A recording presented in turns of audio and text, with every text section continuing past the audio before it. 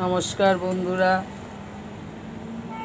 তৃপ্তি ব্লগে স্টার্ট করছি। দেখেন আমি মাটির থালার মধ্যে রুটি বানাইতেছি আজকে। আর এই দেখুন ঘরের মধ্যে ঢোকলা বানাইছি। এই দেখুন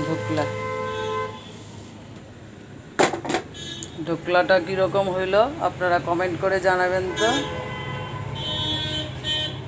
ঢোকলা বেসন দিয়ে ঢোকলা বানাইছি। আর এই দেখুন রুটির এখন হইতেছে মাটির থালার মধ্যে।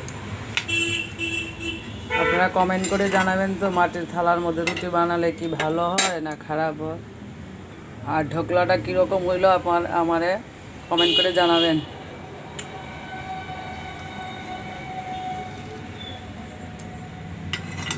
লাইক করবেন। দেখুন মাটির থালার মধ্যে রুটি বানাইতেছি। আগে লুচি বানাইছি কড়াইয়ের মধ্যে।